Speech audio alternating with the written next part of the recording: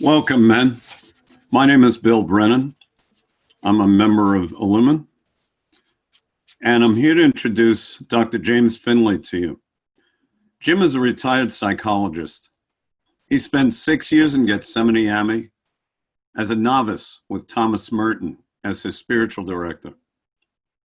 He's led retreats and workshops all over the world. He's the author of Christian Meditation and the best-selling Thomas Merton's Palace of Nowhere. Those who own that book usually keep it together like I do with rubber bands and tape because it's fallen apart due to extensive use. It has continued to be in print for over 42 years. Jim has faithfully carried the torch given to him by Thomas Merton, making awareness of the gift of contemplation available to the postmodern world. Jim has been one of the primary teachers in the Living School, founded by Father Richard Rohr since its inception in 2013. Jim is presently writing a book on how mysticism can help heal the effects of trauma. He honored me by asking me to be one of his readers. I'm proud to call Jim my mentor and my friend. In the Living School, we call him Uncle Finley at his request.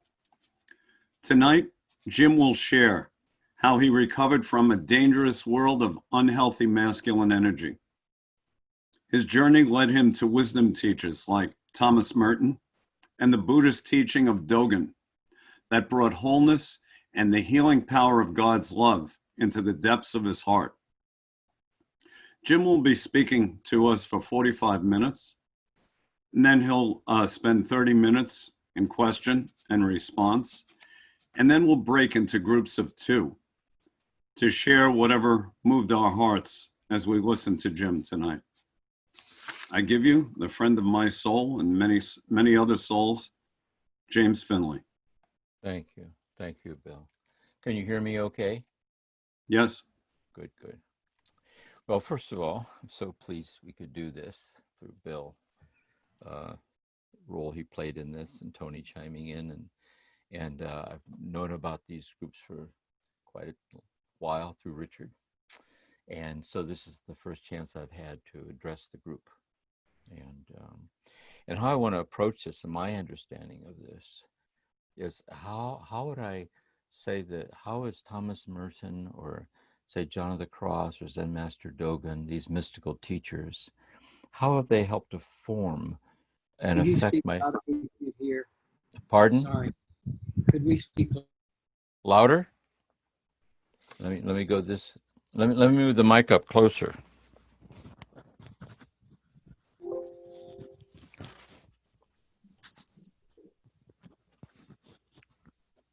Is that better? Yeah.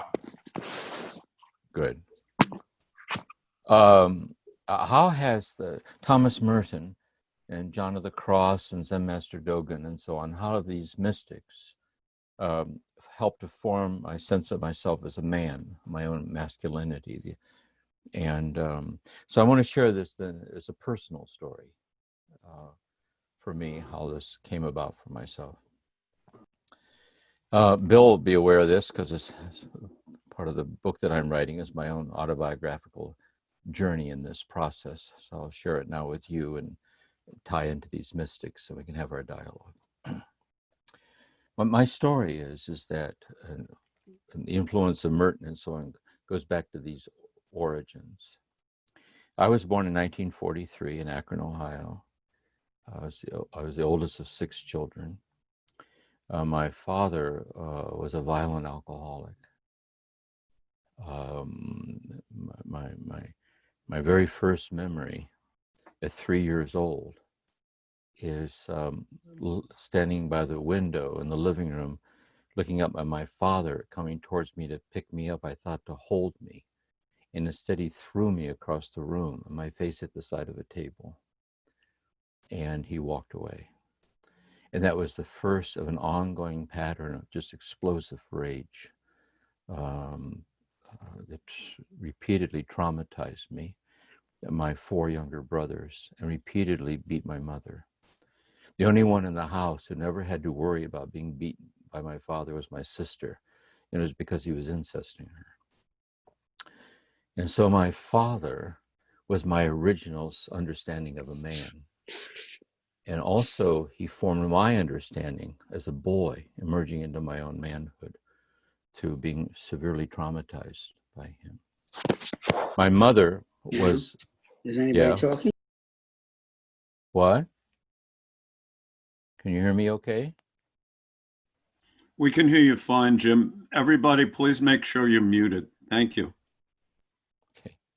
My mother was a devout Roman Catholic, and I think she clung to her faith to give her the strength to get through the things that were happening to her and to her children. And my father's very anti-Catholic. One of the most violent fights in the house were around Catholicism, on faith. And so when she would take us to Mass on Sunday, she would tell us to pray for God to give us the strength to get through the things that happens when Daddy gets mad. And I took what my mother said to heart. And one night I remember another early memory. Is anybody talking right now?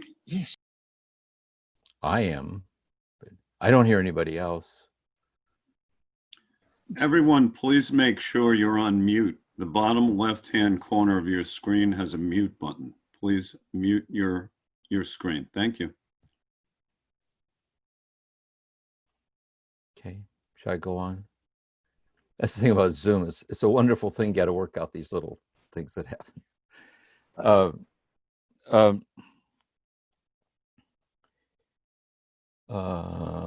Another early memory I had, maybe when I was 6, 7, maybe 8, is I was lying alone in my bed at night, and I was listening to my father beat my mother outside the door. And I felt very sad and scared because earlier that day, maybe he had hit me. And I knew that tomorrow, if he wanted to, he'd hit me again, and no one was going to stop him. And lying there in the dark, I took what my mother said to heart, and I prayed the way frightened children pray. And my experience was that in a moment I can't remember, God came to me in the dark, heard my prayer, and took me to a secret place that my father knew nothing about, where the violence couldn't find me.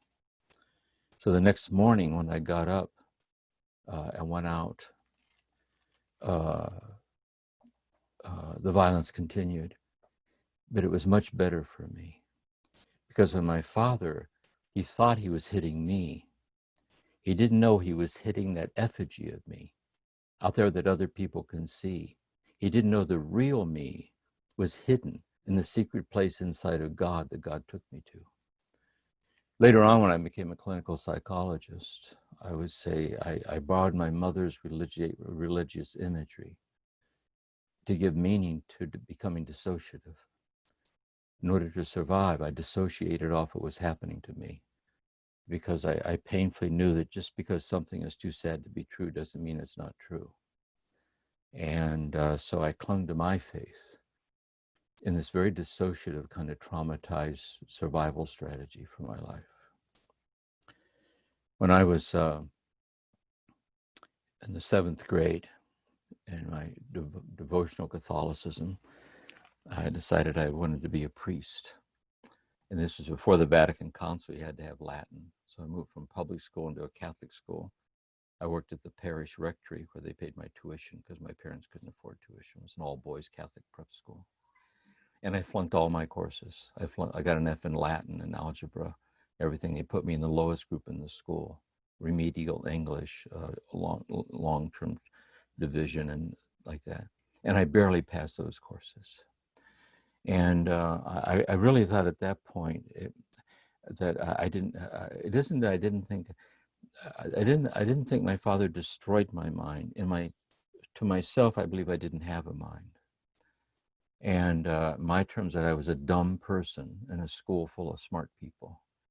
And so the biggest thing for me is I couldn't become a priest because you had to have Latin. Then I decided I'd become a lay brother. And I could join a religious community, take vows, and live a life of manual labor and prayer. And not knowing what to do, I was in a religion class later in this freshman year. And one of the brothers in a religion class there mentioned Thomas Merton and monasteries. I'd never heard of monasteries before. And I went after school that day to the school library. They had one book by Thomas Merton, which is a journal he kept in the monastery.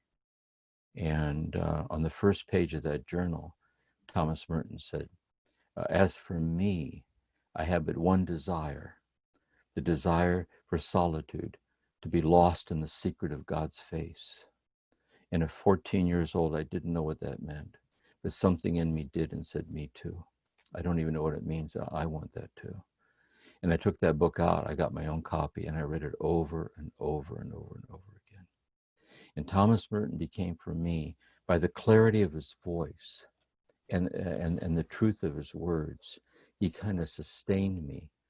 And I began during the remaining years of high school to write to the monastery, telling them after I graduated, I wanted to enter the monastery.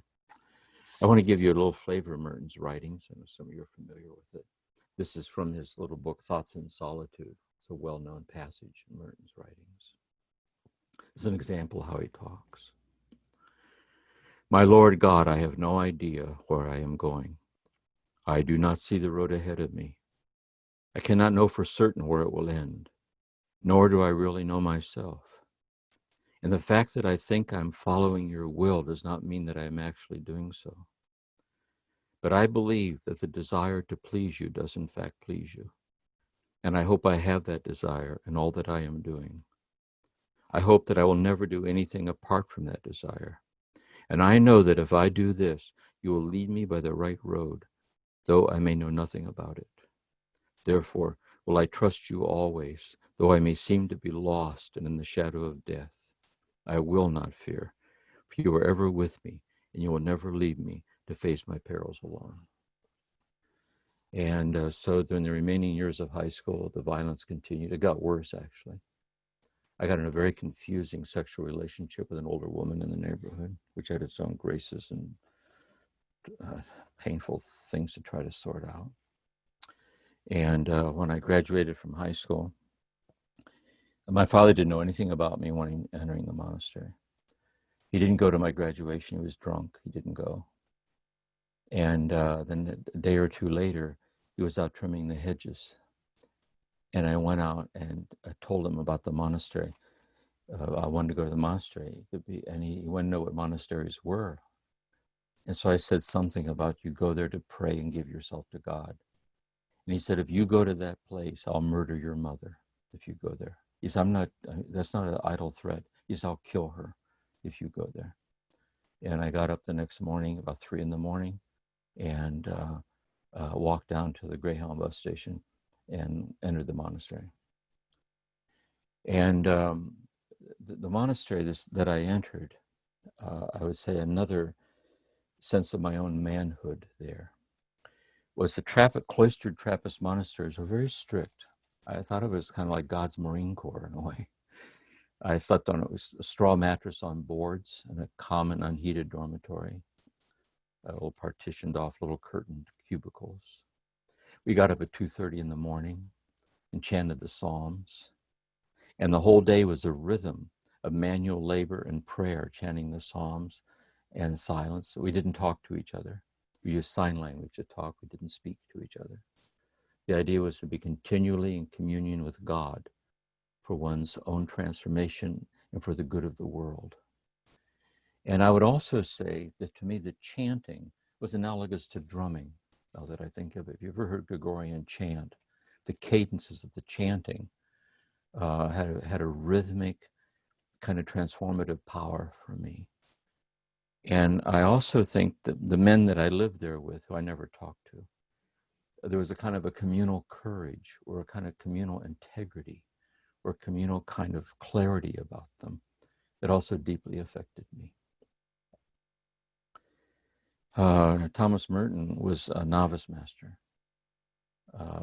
meaning that for the first 2 years that you're there, you go to him for spiritual direction to discern whether you're to be called to the monastery before you take temporary vows. And so when I went in to see Merton for direction, I was 18 years old. I was just out of high school. Because of my trauma history, I had this issue with authority figures. And so when I went in to try to talk to him, I'd hyperventilate, like I had a hard time breathing. And I was, and he said to me, so what's going on? He said, what's going on? And I told him, I said, my voice was shaking. And I said, I'm scared because you're Thomas Merton. And I can remember being so ashamed because I wanted him to think well of me. And I thought then he saw the traumatized me, that I thought by being a monk, I'd left outside the monastery walls. I didn't even want to know it was still real. And he said to me something that really was a turning point in my life. He said to me, I worked at the pig barn at the time. It was a big farm operation there. And I worked with the livestock. So I was at the pig barn.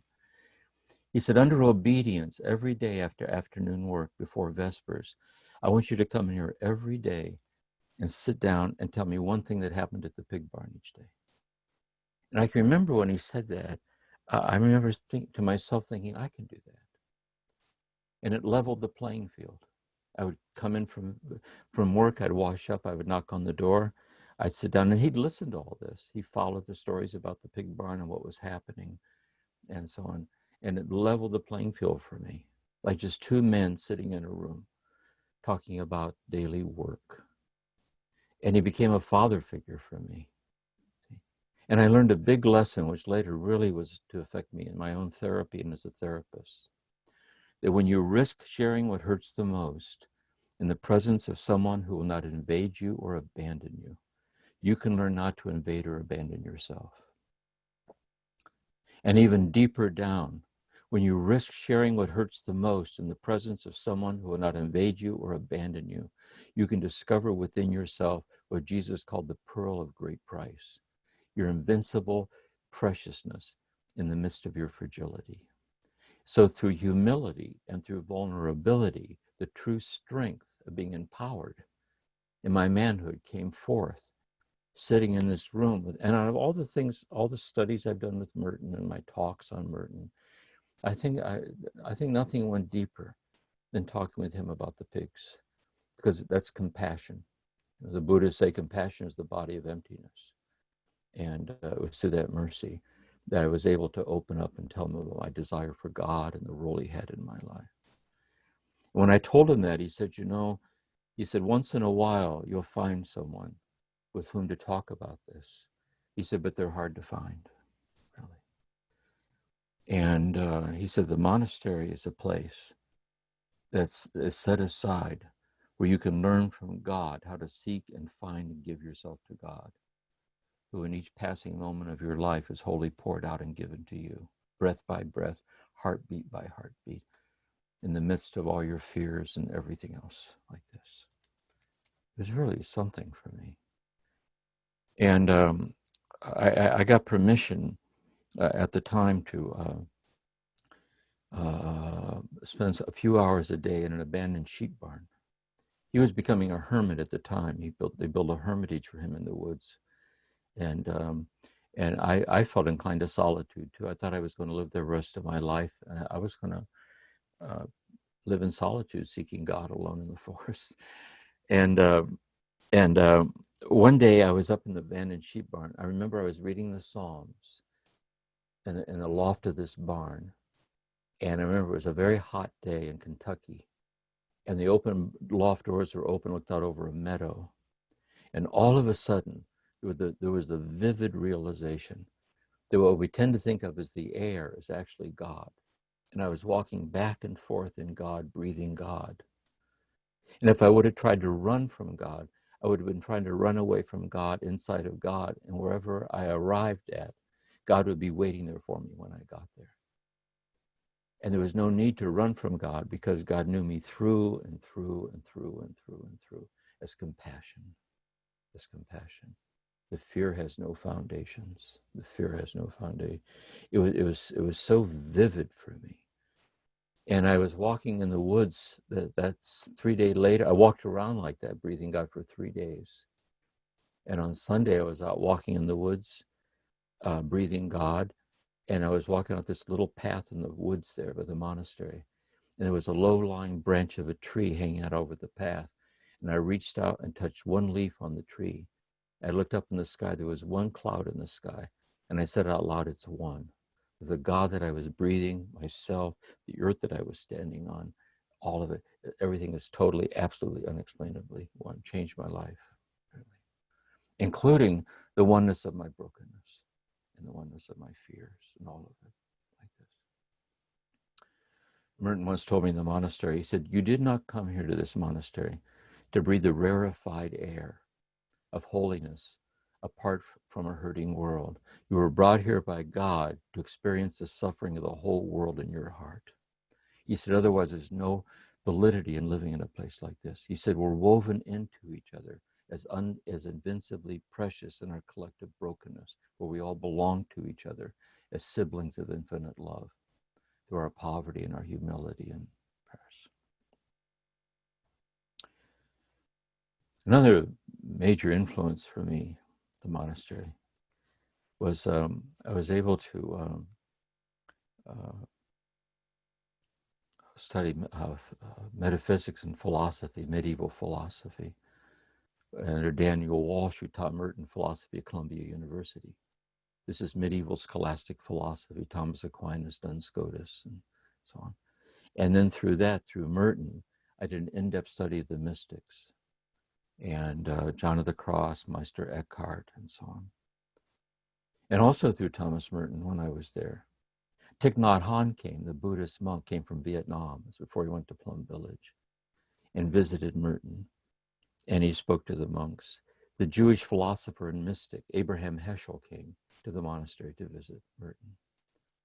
And Merton told the story that he and Abraham Heschel were in a little guest room and having this talk. And one of the lay brothers brought them in lunch. And when they set the lunch out, they sat down, and Abraham Heschel, sitting there next to Merton, said to the lay brother serving lunch, he said, "I'll let you serve me lunch if after Thomas Merton and I are finished, you sit down and you let me serve you lunch." And Thomas Merton said, "That's religion right there." He was in serious dialogue with the Sufis, the Muslim mystics. A yogi came from India, founding an ashram in the United States.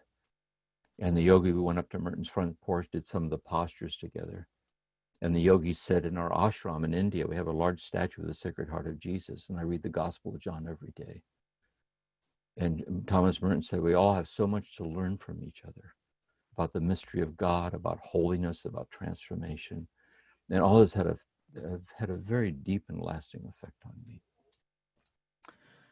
Now, at this point in my life, I think really, I should add this too as an example of trying to get at where I was living at in myself. Is that I was one time it was snowing. It didn't snow often in Kentucky, but it would snow, and I walked alone out in the woods, and I sat in the snow at the base of a tree, and I put my head back against the trunk of the tree, and I just sat there real still. And it was so silent. Have you ever heard this? When snow comes down, if there's a crust of snow, it makes a slight like hissing sound. It's very, very silent like that. And as I was sitting there like that, a full-grown deer came walking right past me. It had a head full of antlers like this, walking right by. Because I was so still, it didn't see me. It looked right at me, and it didn't see me. And my heart was pounding because I thought if I scared it, it could attack me. It just looked right at me, didn't see me, and it walked on through the woods. And I can remember I put my head back against the tree, and I looked up at the snow coming down through the bare branches out of the lead gray sky. And I said to God, is this the way it is with us? That in looking up at the snow and these branches in the sky, I'm looking right at you, and I don't see you. And if I don't see you, I don't really see the snow either, or the trees, because they are the intimate immediacy of your presence here with me, right at this moment. Help me to live this way. And at this point in my life, I think I was there about 5 years, 4.5 years, about almost 5 years. And I kind of thought I had it made, actually. And I thought my destiny was sealed, and that's where I was going to live. There was a monk who came back from Rome when he got ordained then, for when he went over to Rome for further studies in philosophy or canon law or scripture. And he gave some talks to the monks, and he was a very impressive person. Thomas Merton had a high esteem for him, like the ideal monk. And he went to confession once a week to get the grace of the sacrament. So I asked Thomas Merton, because I was still in the novitiate with Merton under simple vows. I said, could I go to confession for this priest? And he said yes. So I started going every week to this priest. So I saw Father Merton for spiritual direction, and I saw the priest to get the sacrament of penance, and also spiritual direction about contemplation and mysticism and metaphysics and so on. And that priest, that monk, sexually abused me. And I fell apart. I just fell apart. It was like, honest to God, I didn't think it was possible. I thought the bad and scary things happened out of the life I left at home. I didn't think it was even possible that something like this would happen here inside the walls of the monastery. And I became paranoid and dissociative and depressed, and I thought I was losing my mind. I could tell. I thought if I didn't leave, I would lose my mind.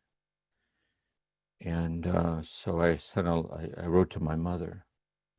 You were allowed to write 4 times a year home. I said, I want you to ask Dad if he'll let me come home. And she wrote back and said, he said, you can come home. And so I wrote a note to the abbot, said I want to leave immediately. I didn't tell him why. I didn't tell Father Lewis. I didn't tell Thomas Merton why. And when I saw Father John Hughes, who was a psychiatrist there, he was a spiritual director for Simple Profess, he asked me if I would reconsider. I said no. I said I have to leave. And I can remember I knelt in the chapel there and cried because I wanted to stay. I didn't want to leave, and I couldn't leave. I couldn't stay, and I left. Set my life off in a whole new direction. It leads me right here talking to you right now. So this then leads me to something else said about Thomas Merton and John of the Cross and Zen Master Dogen and trauma. Is, Thomas Merton, in his autobiography, one of the New York Times bestsellers list, The 7-Story Mountain. He tells of both of his parents, the emotional abandonment there, and both parents died of cancer when he was young.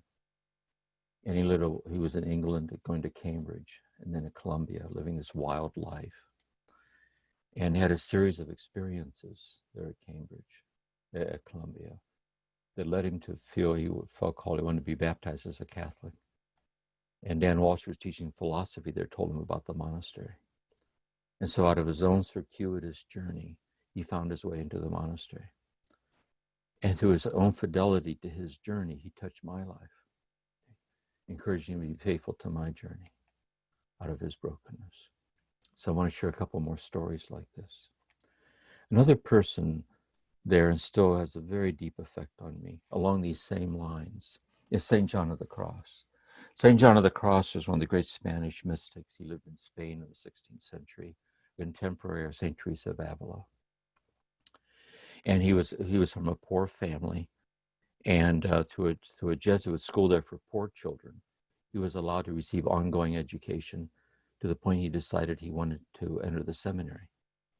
And so he entered the Carmelite order, one of the religious orders in the Catholic Church, devoted to prayer and simplicity and studies and so on. And when he was ordained and ready to start his ministry as a priest, St. Teresa of Avila came to him. She was older, and she was reforming the Carmelite order of the nuns, trying to bring them back to the primitive observance of prayer, poverty, and simplicity. She said, would you help me reform the priest? So I want to reform the nuns, returning to this more primitive observance.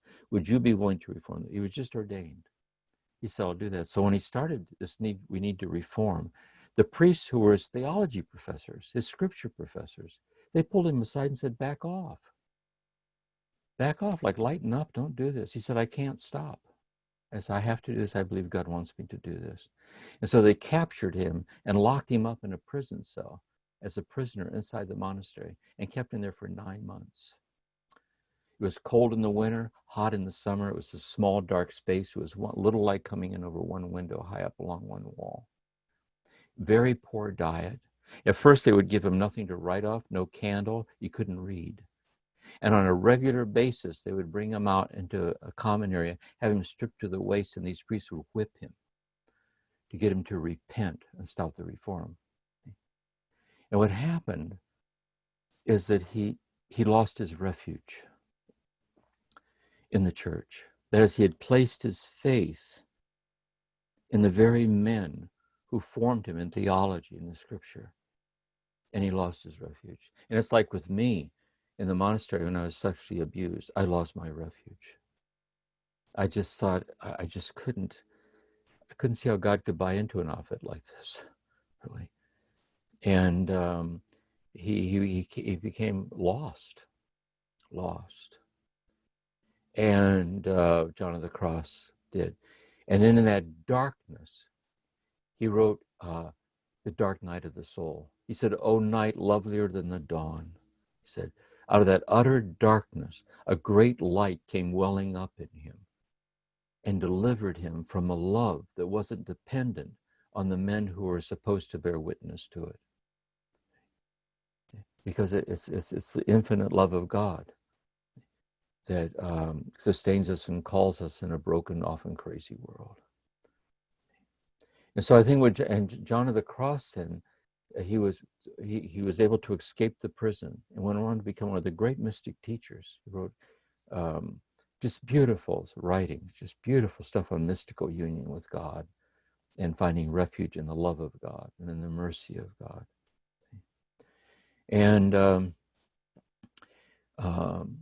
I would say too, for me, I would put it this way.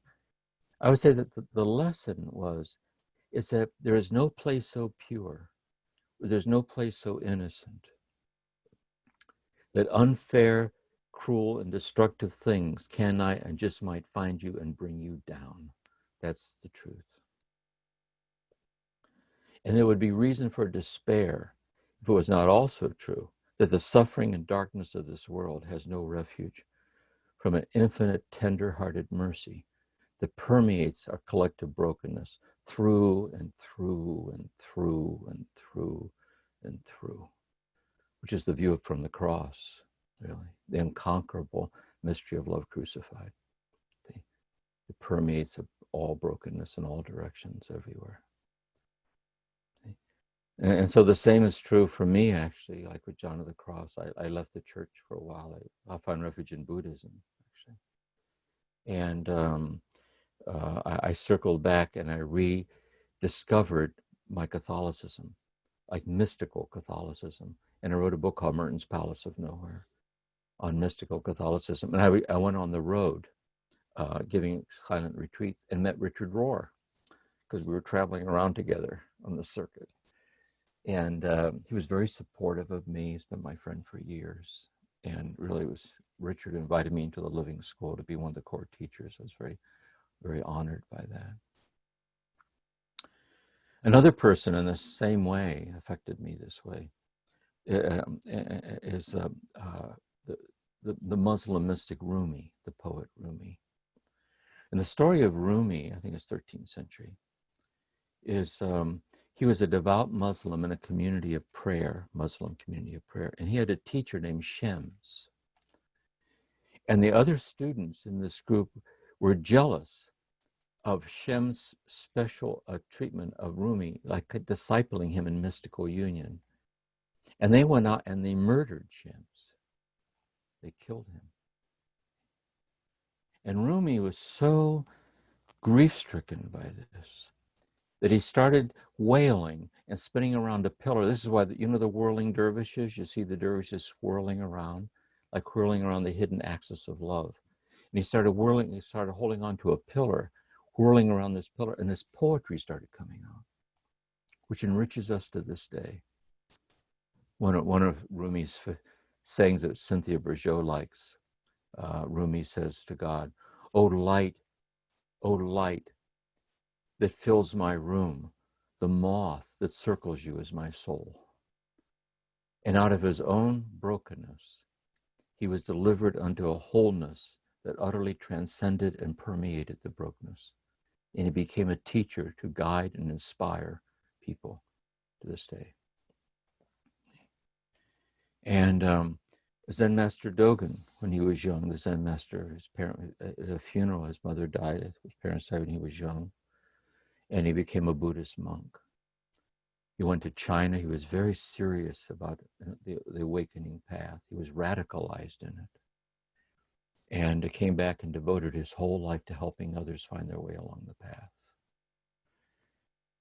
And so I would say for me then, when I was living this way out here, giving talks, contemplative retreats around the country, and I hadn't started going to Europe yet. I went to Europe a few times. And there was a clinical psychologist on one of my retreats. I was a high school religion teacher, by the way. And there was a clinical psychologist on the retreat on Thomas Merton. And he came up to me after the retreat. He said, have you ever considered integrating the work you do with the mystics with mental health? He said, because if you'd be willing to do that, I'll see to it that you have a full scholarship for a PhD in clinical psychology. Not alone, an outright gift with family support. And so I moved with my wife at the time, my 2 children, from South Bend, Indiana. We moved out here to Los Angeles. I went to 5 years of full-time doctoral work at Fuller Theological Seminary in Pasadena in the clinical PhD program in clinical psychology. And in that process, I went into my own therapy. And I went into my own therapy, my marriage fell apart. I didn't believe in divorce, but my marriage was in shambles. And what it was doing to my children. And then I felt bad about what I did to them by bringing them out there. I didn't know whether I could graduate or not, because they're not really academic, really. I just was hanging on, I guess. And it got to a certain point, I left marriage. I just thought it was so destructive to the children. My oldest daughter got pregnant as a senior in high school, and it was kind of the breaking point, really. And I left, and I got to my program. And as I was coming out of that, in the midst of that whole divorce process, I was giving a retreat and here in Palos Verdes on the dark night of the soul. And there was someone there on the retreat who had read Merton's Palace of Nowhere. She had her copy with her. And she said she wanted to see me for spiritual direction. And she was going through the dark night of the soul. And I married her. And we lived together in this house for 30 years. Kind of an Irish Catholic with Buddhist tendencies. She became a psychotherapist. We had a practice together. She helped me write my books. She helped me organize my therapy practice. She helped me with my manuscripts. And she just died about 2 months ago. Her ashes are out in the living room with a candle burning on them. Like this. So I'm so amazed by my life, I can't tell you. I'm so amazed by my life and my whole sense of manhood. Like, what does manhood really mean? And for me, what it is, and the people I would see in therapy, and I know how much courage it takes to get vulnerable about brokenness in front of somebody, because I've been there. I was in therapy for 8 years for my trauma, my PTSD. I know what it's like. The courage that it takes to be unrelentingly vulnerable and the willingness to start over again, over and over and over and over again. I'm neither burdened nor blessed to be a friend of Bill Wilson in AA, but I've worked a lot with recovery people, and a lot of AA people come to my retreats. They saw a lot of them in therapy. The 11th step to increase conscious contact with God, a spiritual practice, so meditation practice, as a commitment to change your whole life for the changing of the whole world. And so I'm sitting here now, I'm 77 years old.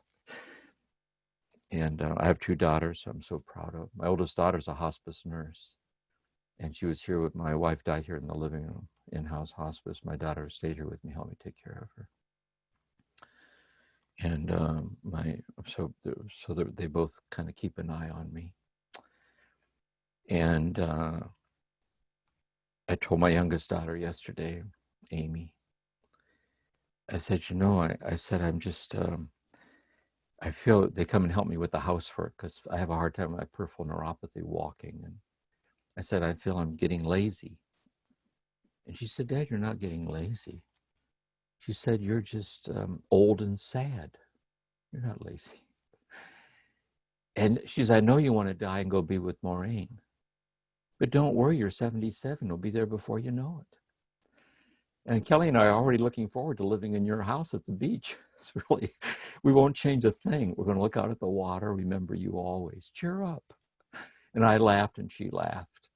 And I'm so grateful when you see your own children come forward like that out of their own brokenness and issues. And so this is my sense of manhood, I guess. How the radicality of spirituality gives me the courage to face the most broken and lost places within myself, discovering through that acceptance the oceanic tender mercy of God that sustains us in that brokenness, so that by learning to be this way ourselves, we can pass it on to others. We can be someone in whose presence it's safe to be vulnerable and to be open and truly courageous and strong and powerful, as Jesus was strong and powerful in the truest, deepest sense of the word. And so that's my story.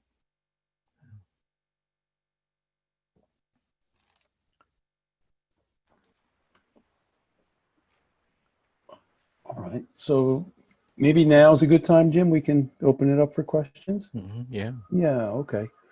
All right. So, man, the way we're going to do this is if you go into the participant window, there's a little blue hand. If you raise your hand, then I'll go down the list in that order. You can ask your questions. Okay, Hunter has one. Okay, we got a bunch of questions. Let me just see if I can start one. Jim, I was so happy that you used your humor there at the end. And I just wanted to ask you, early on when I used to hear your talks, I'd always hear laughter in your audience on your CDs, and I kind of shunned away from it because I thought, why are they laughing at such serious business as spiritual work? But then over time, I came to like the laughter. So I'm just curious, like, is that something that you just picked up as you went, that you've realized that making fun of the ego is kind of No. You know what it is, really? Thomas Merton once told me in the monastery, he said, life is as serious as death. Without a sense of humor, you won't make it. Okay. And I also felt there's a certain pedagogy to humor, because if you're laughing, you get the joke.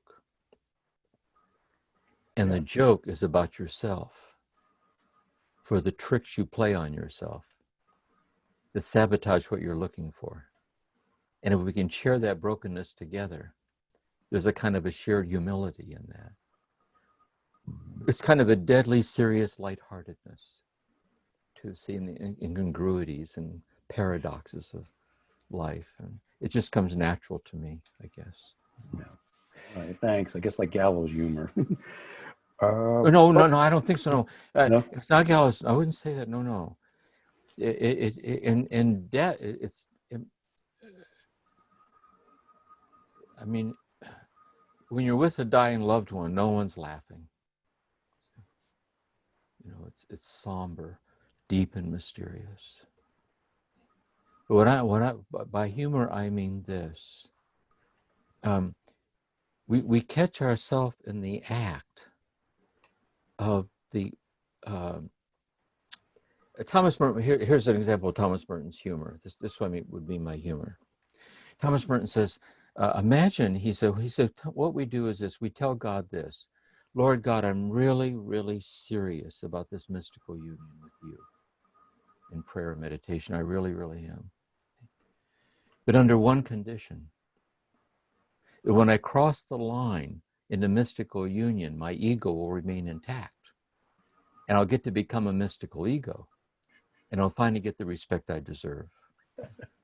Now, when he told that to a room full of monks, they all laughed because they're all there with monks' robes on. laughing, taking very seriously this committed life they're doing. See? But the truth is that the ego, Merton calls us on a journey, and with the self that begins is not the self that arrives, because the self that begins dies along the way until in the end there's nobody left. And that nobody is the self God forever loves. And it's a self that shines brightly in the presence of someone you love very much. It shines brightly when you're in the room with someone who's risking to get vulnerable. That's the deathless beauty of love. And so there's a certain lightheartedness about the mystery of it all. A joy, maybe, let's put it another way. It's the kind of laughter that embodies joy. Yeah. Yeah. Thank you, Jim. All right. So we have, I guess, was there about 10? We have a half hour, and we have Hunter, somebody's iPhone, John, Dominic, William, Brian, and John, Lou. So it looks like there's enough there. We'll stop at John. So Hunter, I'll turn your mic on if I can. I have to change the setting. Hold on a second. Unmute everybody. There you go. Okay. And I'll spotlight you. There you go, Hunter. Okay, thank you. Jim, I wanted to ask you to talk a little bit more about the experience of dissociation and what it feels like and how it gets healed, what reconciliation to the body, how you understand that, if that's what happened. Okay. Thank you. Yeah. And so I can make a brief response to this, but if you look at resources on my website, you can see where we can go into this more, other sorts. So let me make a brief response. First of all, there's a kind of a functional dissociation that we all use. For example, highway hypnosis. If you drive the same way home every day, when you pull in the driveway, there's blocks of time you don't remember driving because you're on automatic pilot. A surgeon has to kind of dissociate off the fact that he's taking a scalpel and cutting into somebody, because if he were there at the feeling level, he couldn't do it. Likewise, people who work in extreme situations where sometimes they have to make very hard decisions, you have to dissociate off the emotion in order to be present to do what you know you need to do, so people don't get hurt or abandoned. So there's a certain kind of functional dissociation where we disconnect. Pathological dissociation in kind of complex post-traumatic stress disorder is that say especially in a child, a little boy cannot give himself the experience that he's invincibly lovable. He has to see it mirrored in his father's eyes. And if he's so fortunate to have such a father, he internalizes that love and it becomes his self-esteem. But what if the little boy looks up into his father's eyes and the very one he depends on to know that he's lovable is the one who's hitting him? But what if the one, my father once told me, he said, when I was a little boy, he had 5 brothers. He said, when my dad walked into the room, all of us boys had to jump out of our chair. So my dad could decide what chair he wanted to sit in. And the boy who got up last, he hit him on his head with his knuckles as a punishment. He said he made men out of us. He said, that's what I'm trying to do to you. Your problem is your angel sweet, and my job as your father is to beat it out of you. And he tried hard to do it. I couldn't leave. I was a child. So I dissociated. That is what I emotionally disconnected from what was happening. So not to become psychotic by what is happening like this. And I lived in that state. I always used to have the feeling sometimes at home that we were all moving in slow motion, that no one ever really touched anybody. No one ever really looked at anybody. In that distant kind of space, it allowed me to survive, but I paid a heavy price for it because it also kept me disconnected from my own feelings. Now in the monastery, it worked because there was nothing traumatizing until I got abused, and it's not emotional. But when I left and tried to be intimate with somebody, which requires emotions, I was out of my own league. I didn't know how I could do that. So I had to learn not to depend on dissociation as a survival strategy of how to be present at the feeling level to my own feeling. So it has to do with that. It's a survival strategy of disconnecting from affect understanding to survive, but it keeps the price you pay for it is you stay traumatized. And it's a survival strategy learned in trauma and abandonment, from which through therapy and help from others, you can slowly learn to integrate that and not depend on dissociating. That's what a group like this is so good about. This is what's so good about it, really. It's a safe place for communal vulnerability as a source of true strength. It can really heal that. All right. Travis, Travis, you're next. And then John. I just wanted to say ho to Jim and thank you. Thank Yeah. you. Okay. Thanks. Oh, Oh. too. Yes. Uh-huh. John, you're next, and then Dominic.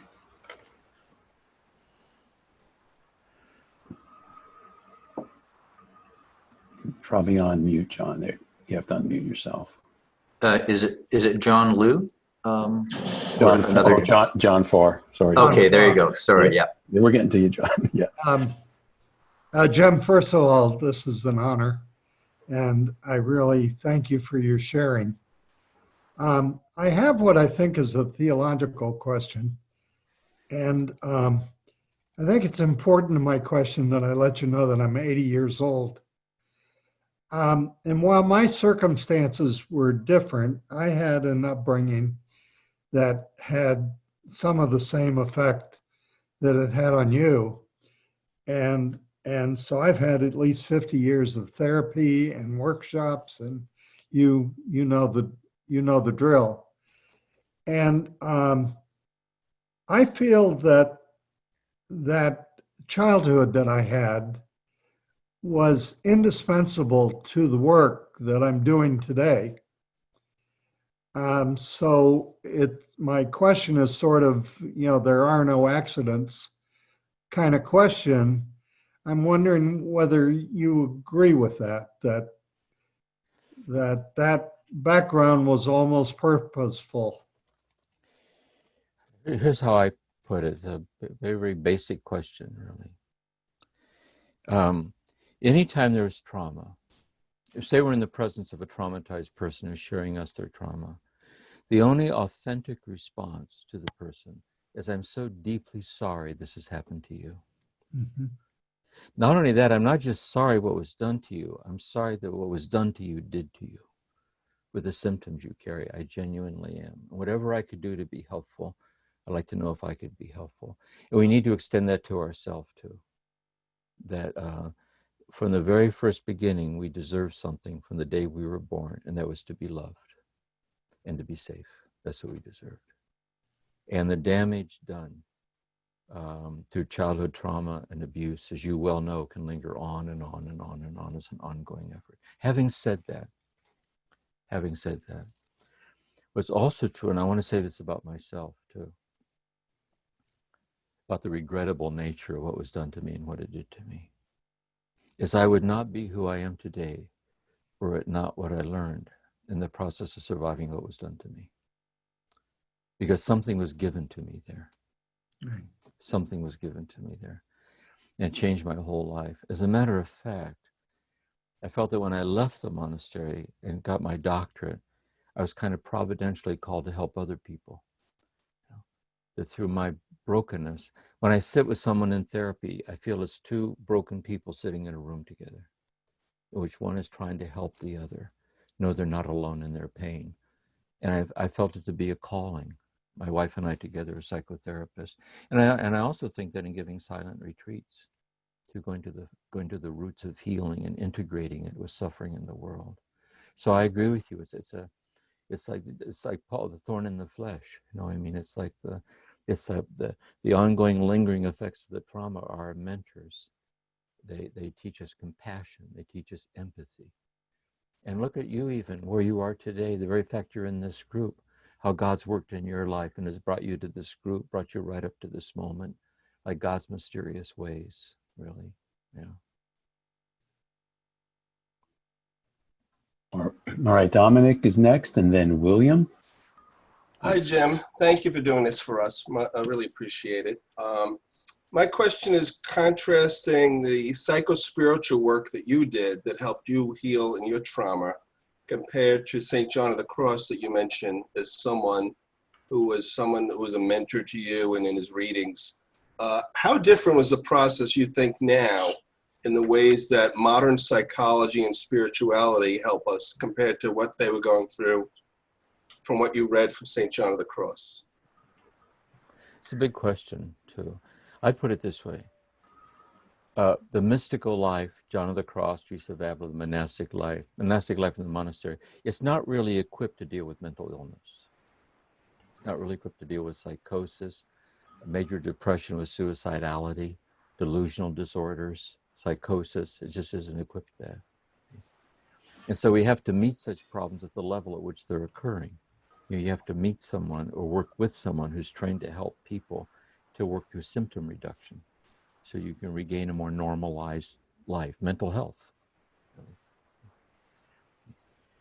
What John of the Cross is about, this is what all the mystics are about, really. One way to look at it is this, that the root of the word trauma, the etymology of the word trauma means a wound or a source of suffering.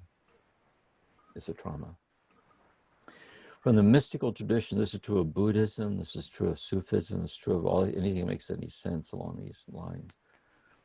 The Kabbalah, so on. The root trauma, that is the root wound, is not found among all the traumatizing things that can and sometimes do occur to us. The root trauma is the traumatized capacity to live an habitual, abiding awareness of infinite love sustaining us with every breath and heartbeat. As a person created by God in the image and likeness of God, we're exiled from the sustaining invincibility of God, from whom our next breath comes, our next heartbeat comes. And in that exiled state, it's the state that leaves us vulnerable to act out the traumatizing things we do to each other. So St. John of the Cross is very clear about this kind of vertical depth dimension, just like Eckhart, all these Zen masters, they're after this quickening. See? But then in that quickening, though, how I put it myself is this way, is that I found that psychotherapy all by itself has something missing. A lot of people would come to me to therapy, say, you know, I've been in therapy, but my therapist won't help me turn to my spirituality as a resource in my healing. They want to make it purely psychological, and I'm looking for help of how can I make my spirituality to be a resource to help me with my depression, with my addiction, how could I do that? And likewise, I also found then this spirituality, meditation retreats and contemplation and all this stuff. What happens in the sustained vulnerability of meditation practice is suffering arises. Suffering, loneliness, rage, fear arises. And so what we find is an integrative process, you know, where the places where these two meet each other in our lives. So there is the mystical in its own right, which is a foretaste of eternal life in the depths of our body, like to be awakened or quickened, our body to be awake. And the whole process of taking care of unfinished business, habits of the mind and heart that cause myself and others suffering. See? And I found it to be very powerful where those two things can be integrated with each other. You know, contemplative spiritual direction that helps people discern maybe they could benefit from some therapy. Likewise, clinicians who are sensitive to the spiritual depth dimensions of healing and can refer them to a spiritual director or a counselor if they can't do it themselves. So once in a while, you'll find someone who can do both, but they're hard to find. That's my understanding, if that makes sense. Thank you. It does. Thank you. Yeah. William's next, and then Brian. Hi, Jim. It's good to see you. Was with you in the Living School, and if you remember, you helped me on my thesis with Merton many years ago. So I do kind of know. Yeah. Wow. We're at the Sisters of Mercy Center up in Burlingame together. Yeah. Wow. Great place too. Anyhow, good to see you. It's interesting. A friend of mine referenced this call, but I've been with you for 12 weeks with the Teresa of Avila course. So I feel like it's nice to see you live. My question, and really thank you for your story and your sharing. It's so similar to mine in some ways. But my question is around anger. And if I had to just get right to it, and I think my close family and friends would maybe share this, would share this, is how to deal with anger, alchemize it, and move beyond it. And I think my frustration is I feel like I've hit this plateau. I am a centering prayer practitioner steeped in Vipassana for years. I've done the male rites of passage with this community, and the anger and frustration keep coming back. And I it's just been a real struggle, and it's impacting those I'm with. I have one quick question. Yeah. Wait. Does the anger tend to have a theme to it? Does there tend to be a certain kind of thing that can hit the tripwire that activates the anger? Or the perception of what or not? Does it have a theme? I think what comes up when you ask that is, that things should be different than they are. Oh, that's good. That's good. All right, I'll make a response. A nice definition I've heard. I forget who wrote the book now. It's a nice book. That anger is the God-given emotion that restores the boundary that was violated. Like Jesus driving the money changers out of the temple. Anger is the God-given emotion that restores the boundary that was violated. I like Richard Rohr saying that the word nice isn't even in the Bible. Jesus never said, blessed are the nice. Jesus was often not nice, but he was always loving. And we know through that story he could get angry. So there's a certain kind of angry that sets the boundary. And by the way, unless you've gotten in touch with your anger to set the boundary, your repressed anger will leak out sideways as resentment, addiction, passive-aggressive behavior, and so on. So there's a healthy anger. There's a healthy anger. The issue is this. People are wired in different ways. Their default setting could be passivity, which was mine. And you always have to individuate that, or anger. It goes like this. Is that if somebody does something, it's different than the way it should be. Let's say what they did to me on a scale of 1 to 10. 10's the worst, 1's the least. Let's say it's a 3. In my body, I hit an 8. Furthermore, not only does it's a somatic response in my body. Not only that, the anger response is already there even before I think. All of a sudden, it just comes blurting out like this. So anger, then, you have to decode what it's about and where it all comes from, and how you can kind of learn what are the precursors for anger. Like, where can you tell you're in the territory? Because it raises the question, things aren't what they should be. Really? Let's raise our hand, and anyone here doesn't know that. I think things are the way they should be. Really? And so when things are finally the way they should be, you won't get mad anymore. Really? You'll probably be angry in your bedpan, dying at the hospital. Because this world is a broken world. So I think it's a matter of how to be rigorously honest and endlessly tenderhearted to the part of you that gets angry. Because it's angry about something. I'll say something else that's often true. It believes there's a childlike part of you inside of you that is protecting. It's a protector. The trouble is it overstates its mission. It comes out with a vengeance, and then causes a very vulnerable part problems, because people don't find it easy to live with an angry person. So it ends up getting in your way. Those would be some things that might be worth considering. Thank you. Yeah. Good to be with you. Good to be with you too. Yeah. All right, let's see. Brian is next, and we just want to do a time check. We got about 10 more minutes for the questions and responses. We want to leave about 15 minutes for the men to break out. So we have Brian and John. Brian, Yes, thanks, Jim. It's It's good to meet you over the internet. My question may have already been touched upon, partially because I was thinking as you were speaking somewhat about mentorship and such, and direction and things like that. As Catholics, we were quite often told to listen or to look to the saints, as examples. And I remember at one point people saying to me, such things as, especially around what time Mother Teresa died. Well, Mother Teresa was no saint. And, in my older self, I felt that I had to defend her. But then later on, I came to the understanding of saying Mother Teresa is no saint. And I would respond, well, I hope not. And I think because it meant that she, they meant that she was not perfect. And the problem is, I think we tend to look for perfection in people we follow. Yeah. And then when our heroes, have the fate of clay, that James Finley, he really wasn't all that great after all. We tend to wander away and we lose their wisdom. How can we look to a more realistic mentorship, a more realistic leadership in that way, and not be dependent on that seeking for perfection? We see it in politics as well. Yes.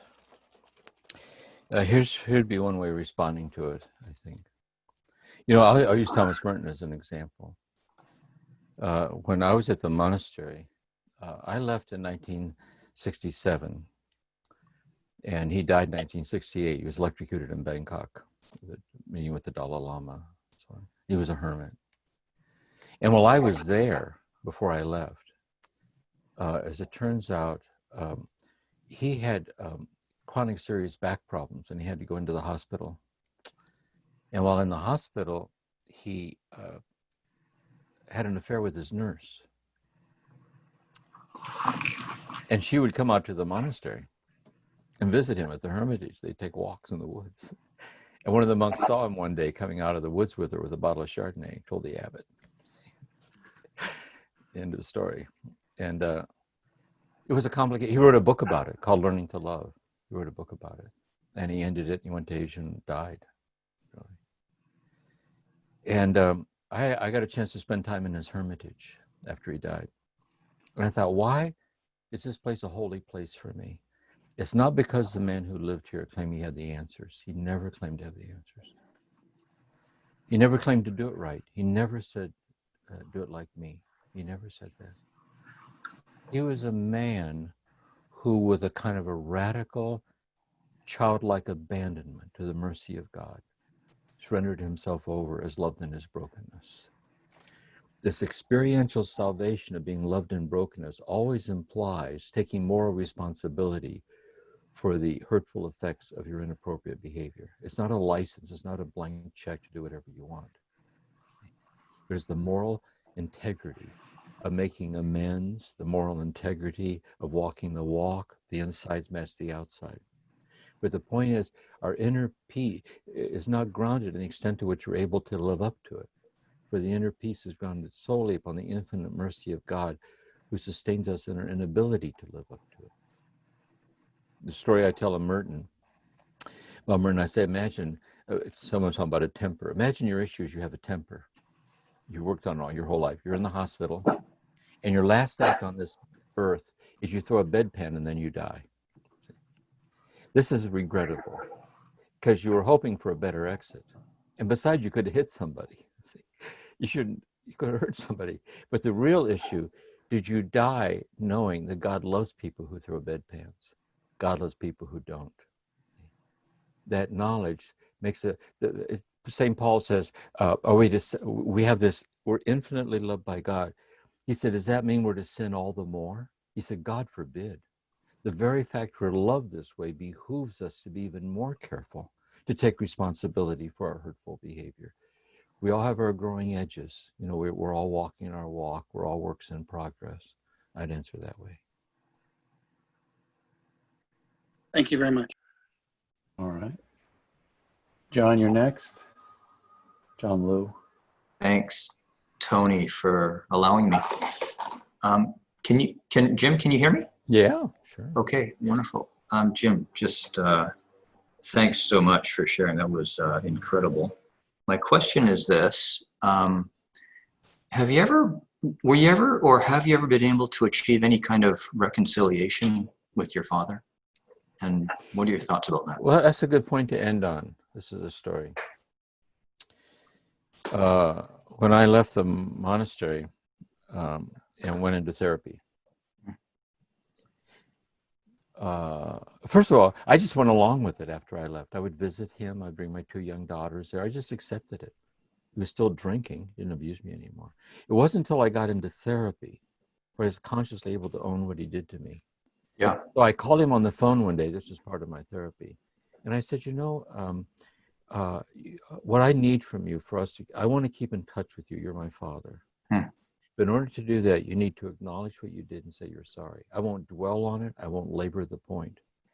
But for me to pretend and go along with this kind of collective denial of the whole family, it just doesn't work. And he said, none of it ever happened. Wow. He said, I just hit your mother once and I was only kidding. He says, stop blaming me for your problems. And he hung up on me. Wow. We didn't talk for 3 years. One day the phone rang. It was my dad. He said, I did all those things and I'm sorry. Oh my goodness. And we talked. He never mentioned it again. I was with him in a nursing home, a Catholic nursing home. You were with him? Yeah, I died. He was dying. He was in a nursing home. My sister, got it. he was close to my sister, and they brought him out here to San Diego, and I was with him in the nursing home. Got it.